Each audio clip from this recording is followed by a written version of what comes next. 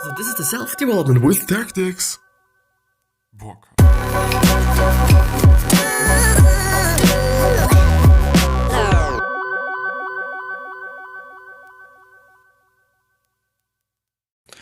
So, hello and welcome back to the next episode of the Self-Development with Tactics podcast, and I still wonder why I even make the intro.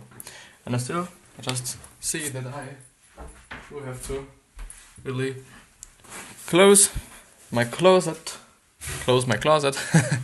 And as you can see, there is no fucking window. Yeah, totally. Because I've again been like, yeah, you know what? I do want to have a bigger number, and I do want to have a longer episode, and therefore I'm just going to see what I'm going to pretty much, read or talk about today with you, so that maybe you can see, okay, there are certain books that would be interesting for me.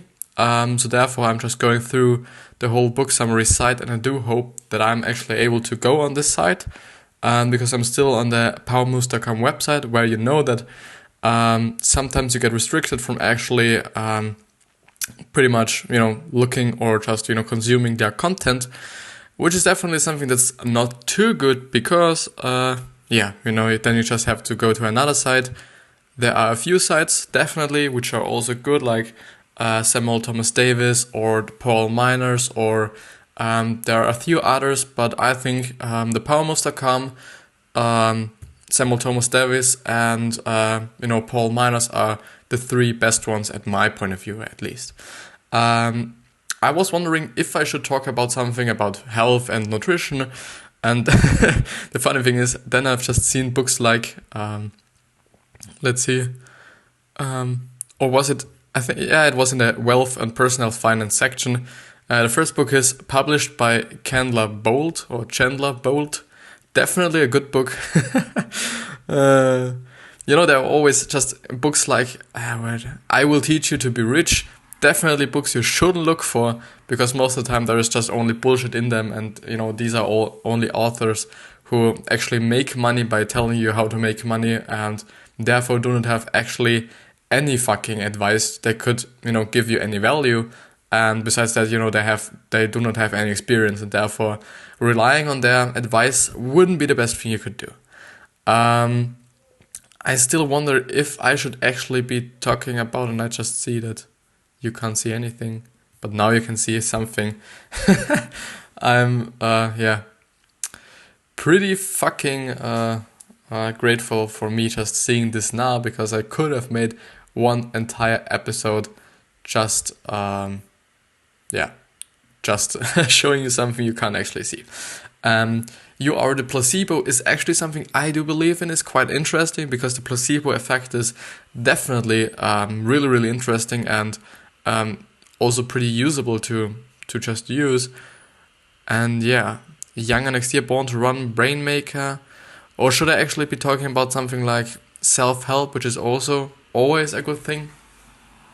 Because I pretty much rely Gorilla Mindset, Deep Work, The Book of Joy, What I Know for Sure, Originals, Ego. I go for self-help, I guess, because self-help is always some kind of good, and there's always some kind of, thing to learn, and some kind of thing to really discuss about at all, or just, especially discussing some things. The problem is I've been going through a lot of them. Essentialism is none of them. I think I will go with Essentialism, because this is actually a book and I can actually view it. No, I can't actually view it. But therefore, we actually go to the paulminers.com website, because they have even suggested me, after I think the one thing, to go through, what was it called? I forgot it. I'm such a fucker. Incredible.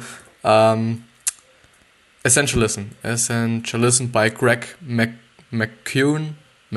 I don't know. But I think it is actually a good book. I don't know Greg McKeown, but it is a book about productivity, as well as The One Thing, a book that I've been discussing as well. And I do just see that this is nothing I want to have.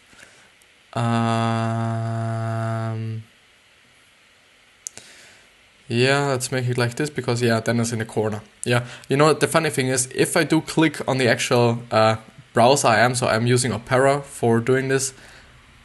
So this is the left, the window on the left side. You can see this is actually Opera, and when I do actually just go into this one, so into the window, it actually, as you can see, I'm now in the window. It bounces a little bit off from the center, not from the center, but from the corner and or edge. Which is definitely not good, and therefore when you click just on another window, everything is fine again and everything works again. But you do see that there are some glitches. I hope this is nothing that disturbs you, because I don't know why. It is since I've been, updating my MacBook. There are some, glitches and failures or whatever, but without not wasting your time anymore, maybe let's see. When I'm in this, actually, I could do it like this, and then I just stay in this window and just look a little bit around and see if everything is working quite fine. Yeah, this should be working. I think it's, if I click into the window, there are no glitches. I hope I do. Essentialism by by Greg McKeown is a must-read for people interested in productivity and getting more done. Which is definitely something, by the way, that pisses me off all the time, because just now, I came home, I've been eating some shit, and it took me so long, I think actually 45 minutes, which is incredible long for me. I know people who are eating for an hour straight, which is definitely something I do not do, because I quite feel like I do like to eat. So it's not like I just, don't want to eat and whatever, I think it's a waste of time. No. But I still think like, if you eat faster, you just have more time for things that actually, I don't know, are more essential for my life or for my work that I'm doing, such as, making this episode right now, which is, important to me. So Essentialism by Greg McKeown is a must-read for people interested in productivity and getting more done. It is a real eye-opener which challenges you to think about what's important and how you're spending your time. The book guides you through the process of saying no to the trivial many so you can focus more on the essential few. This is definitely a good advice. So who is this book for? Essentialism by Greg McKeown is a must-read for people interested, and I have read that one. About the author, English-born Greg McKeown is an author, teacher, consultant, and speaker. He studied at Stanford University and holds an MBA. His passion is living as an essentialist and leading others to the same. McKeown is hugely influential and has spoken in front of companies such as Apple, Google, Facebook, and Twitter. The Harvard Business Review considers McKeown one of the most popular bloggers, which is definitely something to be proud of. But I do just remember that there was another person that has had done quite the same things. Maybe it was even the same author. Could this be the thing? Who was also speaking before Apple and Google and Facebook and all these great things and all these great companies. And I hope that this won't be a book that I have been going through already.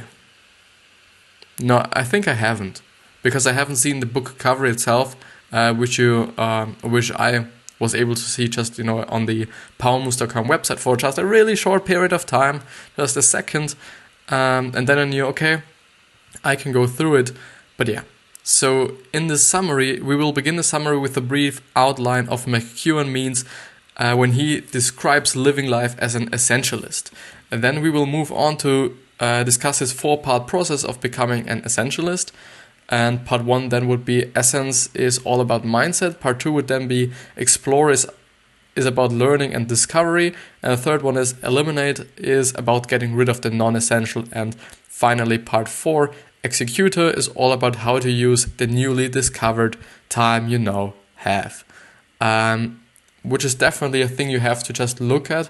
You can just, create yourself more time, but if you just use the time you've created for yourself for dumb shit like, I don't know, and just remember to plug in everything and turn on my, I don't actually know what it's called. This is some kind of bar where there are a lot of plug-in things for your electrical devices are. I don't know what this is called. Actually, I don't know. But yeah. And I hope it doesn't bother you that, yeah, there are glitches sometimes, which is a little bit, and I've seen that in the recording itself, they are actually seen, but because I just talk about it, and I do just remember that I should actually zoom in a little bit so that you can actually read it a little bit better and a little bit more easily. But yeah, the book summary. What is an essentialist? McEwen describes the essentialist lifestyle as living not by default but by design. This means that rather than simply reacting to events and making choices by default, an essentialist will be disciplined and systematic in creating a lifestyle and make the decisions based on this. Definitely, and also something that I've always been saying, if you have certain goals and kind of values, yeah, definitely values and goals, you should always make your decisions based on these values and or these goals. And this is something that I've been discovering, if you wanna, say it like this, quite discovering a few weeks ago actually, really just, in the middle of making an episode, because I don't know when, maybe it was even after an episode, but I think it was actually during an episode that everything kind of made sense. And this is the great thing, 2 days ago I was discussing I'm okay and you're okay. No, actually it was yesterday, I think. Yesterday was the last part of I'm okay and I'm not okay and you are okay, which is a book about psychology and, self-analysis. And what was it called? It was not psychoanalysis, because it is something different. Transactional analysis, I think, or transactional therapy or something. It's definitely something else than just the traditional way of curing somebody who is just mentally ill. And it is a great book, so if you're interested in it, either read a summary or because I didn't get anything what was in the actual summary itself, so therefore I would just suggest you to go through the summary yourself on the powermoves.com website, and if you can view it, but you definitely can view it, I think, because you're not that often on this fucking summary website than I am, so that you not get restricted from watching it. But yeah, what I want to say, that actually making your decisions based on your values and your goals, but strictly do it. Not like, I will just do it because it's in my favor or whatever. Just, do it in terms of your fucking values and your fucking goals. And therefore you will always be just, it will always bring you further to your goals or towards your goals, which makes sense, because if you just make decisions based on these things, it is just clear for me, at least, that you just get to this goal somewhen or someday later, or maybe not just in the next, maybe not faster, but definitely for sure. But essentialists are able to recognize that some things in life are more important than others, will remove all obstacles, and will have the ability to eliminate everything that is not essential. It's about making clear decisions and having a choice in what is important and what isn't important in your own life. And this is definitely something I kind of struggle with, especially in school, where I do just have a lot different things to learn. It just bothers me a little bit that these, the thing is, I should have stopped the recording just before, because is actually everything okay? Yeah, I hope that the audio is okay. Besides that, because yesterday actually, I have been trying out if everything is working fine, because I've updated my laptop, as I said before, or my notebook actually, I think there's not such a way or such a thing as laptop in English. Sorry, it's a notebook, or it's a MacBook, or whatever you want to call it. And the actual thing is that if I stop the recording, the second recording I made, which was then the actual recording for the episode, everything went quite well, and there were no glitches or some shit like that. But just, maybe you just look at it as an special effect or some shit like this. So I hope it doesn't bother you. But the next episode will be fine. I hope. I just look for it to just some kind of solve it. But I see and I recognize that my actual notebook or MacBook, whatever, just isn't as loud as it was before I have been updating it, which is definitely a good thing for me, because I hope that the audio therefore is a little bit better, especially when the microphone is straight in my fucking face. But which is important for me, as I said before, or what I initially wanted to say is that It is pretty hard for me to really decide whether I do want to learn something, because I'm a person who wants a lot of knowledge. I like to have knowledge, even though I'm not quite using it. I like to learn things, and therefore I quite just learn everything in school, because I'm just interested in learning it, but not particular in the subject itself, which then just is a little bit hard for me, especially right now, to just create some time for me, because or maybe it's because I've always been good in school, or always had good marks or whatever, that I do not just want to use more time for actually doing my stuff or my podcast and these things than actually doing something for school. But it has been a little bit better for me to just decide, I want to do the podcast instead of just learning some dumb shit, or a little bit cutting back on it. So if you don't prioritize your life, someone else will. The first one is essence. It's all about mindset. Too often we hear others or ourselves saying, I have to, it's all important, or I can do both. We are continuously encouraged to multitask and juggle as many things as possible. However, this is exactly the attitude that McEwen wants us to learn to reject. These aren't overwhelming truths. Not everything is important, and you don't have to do both. Definitely not. It's always in terms of what's in terms of your values and your goals, and what's not. Instead, McEwen suggests that we replace these notions with what he calls his 3 core truths. I choose to, only a few things really matter, and I can do anything but not everything. By changing our mindset and pursuing these 3 truths, we will be freed from the trivial, non-essential, and have the ability to pursue the truly important. Definitely, it makes sense. Definitely makes sense. So you have the ability to choose. McEwen explains that the key to becoming an essentialist is to acknowledge that you have a choice. It's completely individual and totally up to you. You have the power to make choices, and without that awareness, you cannot be an essentialist. When we forget our ability to choose, we learn to be helpless. In turn, we surrender our power to choose. And that is the path of non-essentialist. Not only do you need to acknowledge that by making choices, you have power, which is definitely true, but McEwen, you just have the power of deciding what your life looks like. If you just decide to, this is a fucking example I always bring up, if you just decide to eat a burger today instead of, something healthy, vegetables, I don't know, then you just really determine your life, or just really move your life into an unhealthy kind of thing. Because, in the future you might get, a little bit sick because of it, or it will be a habit of just daily eating a burger or whatever, by just all the choices you can make, you definitely just determine what your life looks like, especially in the future, but also in the now. So, where did I stop?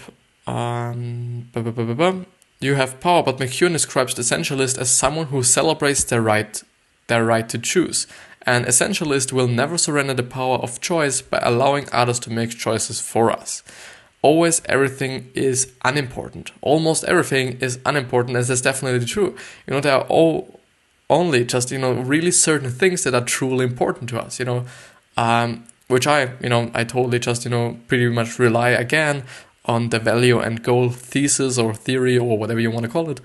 It's definitely the truth, but if your goal is just having more money, just one of the best ways would then be just saving more money, or not just using more money for total shit like eating out, or buying new shoes even though you have 3 pairs, or buying some other things you do not actually need. And so actually you then can see there are just pretty much less choices, or there are just really few choices you have to make, but these choices have to be some kind of good, or in terms of your values and goals. A key to becoming an essentialist, McEwen explains, is to sit back and spend time exploring your options. That's definitely important, because I kind of feel like often people just don't see a lot of options. There are so many options in life. If you, I don't know, you could choose between, I will learn this certain subject for school, or I will not. These are the few easy things, but you could actually be like, okay, I just, learn it in such a way that I even just, master the test, or I can just even just, I don't know, graduate or just master this class, because, without I would just, fail or whatever. And, or you just, I don't know, learn as much as you get satisfied to, or you, I don't know, there are so many fucking choices you could make, or so many options, I will, better say, to make, which is definitely true that he points out this. A key to becoming an essentialist, McKeown explains, is to sit back and spend time exploring your options. Don't assume that there is only ever one option. Definitely not. Investing a little bit of extra time is going to pay off, because McKeown points out that some things are significantly more important than others, and recognizing this is key, and that's totally right. An essentialist, in other words, discerns more so he can do less.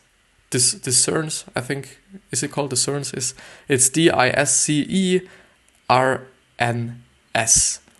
More so he can do less. And this is definitely something that's placed into the hands of some kind of, another theory or some kind of funny, mind game I've been stumbling across, or I've been thinking about is, if you smoke less, you have the ability to smoke more, which means, in theory, it, would be a funny thing, because, but, basically or practically it isn't working, because, it doesn't matter, as scientists and studies show, that it doesn't matter that if you just smoke 1 cigarette a day, or 3 or 4, you will just, have these bad issues, or these health problems anyways. It doesn't matter if, the amount of just, cigarettes you smoke on one day, but it's more about how many you just smoke over a longer period of time, as I remember correctly. But the thing, what I want to say is that actually my theory would be just, if you smoke less, you do have the time and you have the health to smoke more over your period of life. If you just smoke less today, you can just smoke more in the long term, which is just some kind of unnecessary to just, tell you right now, but maybe you just think it's funny as well. Maybe not. I think not, no. But yeah. Yeah. Make a choice. Which problem do you want? When making choices, especially the more difficult ones, it's easy to fall into the trap of assuming that you have to give up something. The negative perspective on this is that by doing less, you're not having as much of a reward. However, McKeown encourages essentialists to perceive these situations as positive choice. Rather than making a decision based on giving something up, an essentialist will make their decision based on what they want to really put all of the time and effort into, so go big on. Simply changing your thought process and approach to making choices will have a significant effect. This is really also in terms of perspective and pretty much focus. It's there always, or just again, that you just either focus on the negative things or just on the positive thing. You either focus on, what will I give up, what I couldn't do, or you just focus on the positive side or the good side, which then will be just, how do I create, or, through this, I could create so much more time for actually making something that I'm deeply passionate about, or what I deeply love. But yeah. Trade-offs are not something to be ignored or desired. They are something to be embraced and made deliberately, strategically, and thoughtful. The second one is explore, be constantly learning. This is something that a lot of people say, like, yeah, every millionaire is constantly learning, and so on and so on, which is something that is, I think, kind of true, but it's like, some shit that all the people praise and all the people just, talk about and whatever, and you have to do it and whatever, which is something I definitely quite hate, because it also leads to some sort of generalization where everything is like, it's the same shit, like, if you read 200 pages a day, you will be famous and or successful or rich or whatever in the next few weeks, months, years, or whatever. Yeah, I do. Besides the whole debate, I do think and I do really believe in learning a lot and, being a constant learner and just learning, every day and so on. But besides that, you really just have to execute on the things you learn, because as Tony Robbins even says, knowledge is only potential power. Potential power because, you could actually use it or you are not using it. It just depends on whom you are, or, what person you are. Who you are, actually, not whom, but...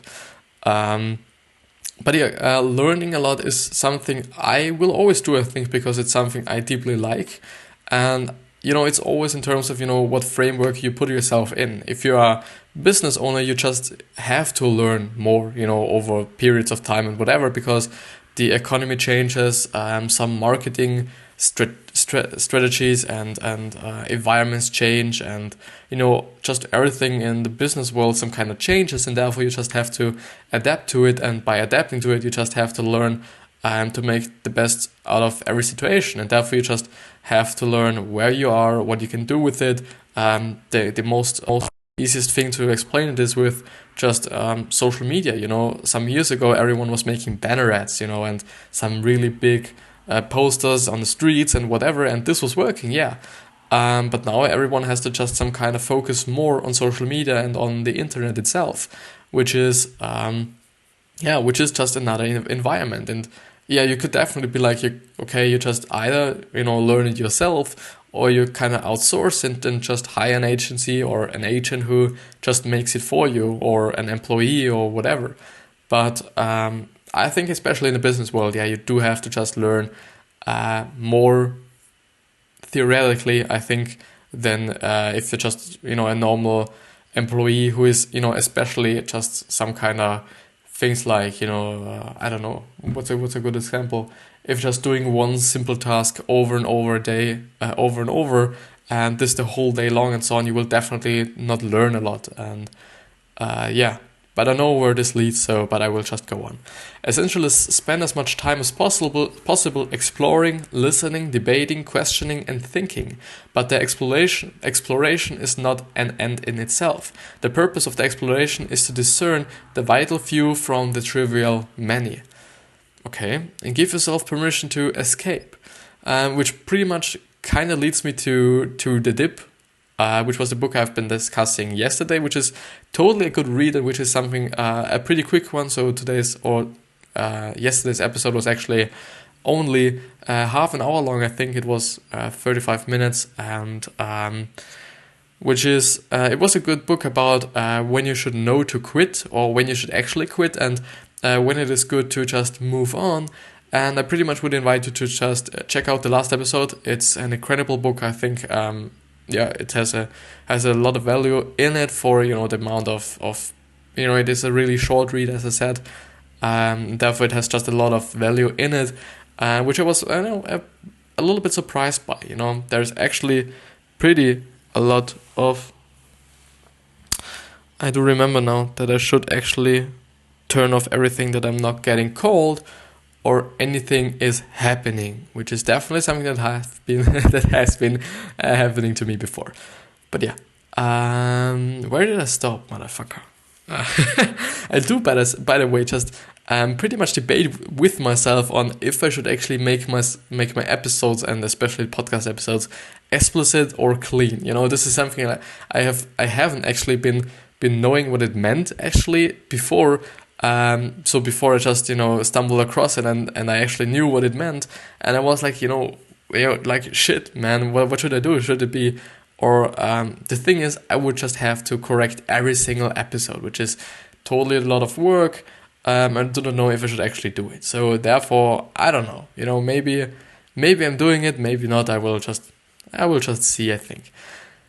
Give yourself permission to escape. In this day and age, everyone seems to be time poor and constantly juggling more than they can realistically handle.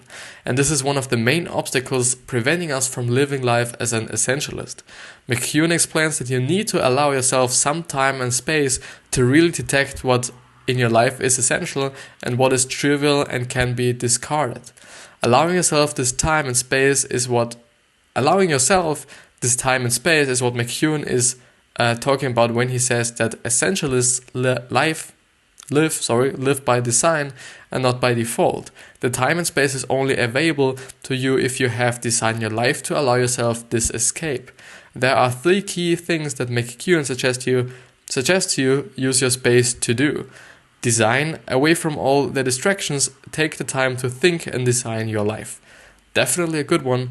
The second one is concentrate. As much as using your time to schedule and focus on planning the essentials, it's also important to take time out to do something or to do nothing but think from time to time. And the third thing is read.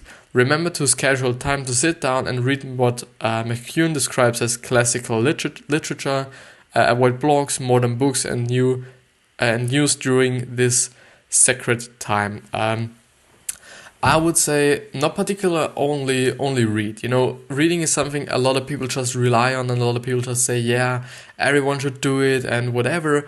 But at my point of view, yeah, audiobooks just, do this as well. You just get knowledge through audiobooks as well. And therefore, if you aren't a person who is just liking to read, or who just, pretty much dislikes to read so much that you can't do it, then I would definitely suggest you to go through an audiobook, or actually just watch YouTube videos. But I do quite understand what he wants to say, is that for me, it feels different to pretty much read a book, especially if it's some classical literature or actually some non-fiction, than just reading something that's like a blog post or just watching a YouTube video and things like that. I do would say that you should definitely do something that's working for you. You should not do some things that people just suggest and you think like, okay, because he is doing, I'm doing it as well. There are certain things that are this way, like hard work and just living your passion and so on. These things just work for everyone, at my point of view, but not like something like this. So yeah, I think these three ones are actually quite good to. And especially I think just taking some time in thinking and just taking a break is also pretty important. And this reminds me of something which is, I think, called the Pomodoro principle. But I've been talking about it before and I haven't known the name either. So I maybe look it up. I think I won't. But basically it is 25 minutes of working followed by 5 minutes of break. Why you should do this? Because at my point of view, you just really create some kind of framework for yourself to not get overloaded with just work. And because I think, and this is definitely something that I've experienced myself, is that if you just work and work and work and work, then sometimes there is just, sorry, I've just had to hear. There is just some period of time where you just can't work anymore. And everything is not working that fine, or nothing is just working that fluently as you want it to be. And therefore just making certain breaks and really just knowing or just really quite designing your breaks. And this is just really funny that I talk about this in that book, which was actually something that I think I was discussing yesterday in the dip as well. So to really know when to make breaks, or to really just schedule the breaks, to really be like, okay, I will work for an hour and then I will make half an hour of break. It is a good idea because you then just not tend to, it is something, it's just my experience and it's something I feel like, then you not get caught up in just, wasting a lot of time by mediocre hard work, by not actually hard working, but some kind of hard working. But at the end, you just waste a lot of time because you could have done more if you just had made one break or had done one break in the middle of the hard work. So yeah, I hope you get what I mean. Focus on what matters. We have all felt lost and unmotivated at different points in our life, definitely. Often we are faced with too much information or have too many choices, and you simply do not know what you need to focus on. Rather than making a choice and moving forward, we find ourselves stationary and stagnant, making no progress or anything at all. This is quite the situation I was just discussing or just kind of describing before, when you just, do not properly work, but you just, look at it as work. So therefore just making a short break will just give you the power and energy and the, I think, focus as well to just move on with the hard work. And yeah. Or even worse, moving backward.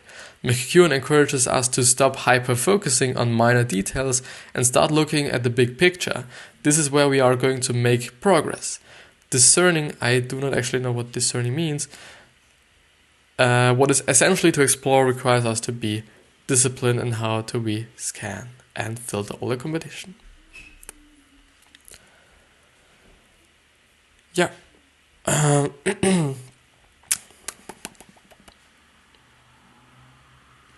I think I will stop the episode now. Yeah. I wish you a wonderful day.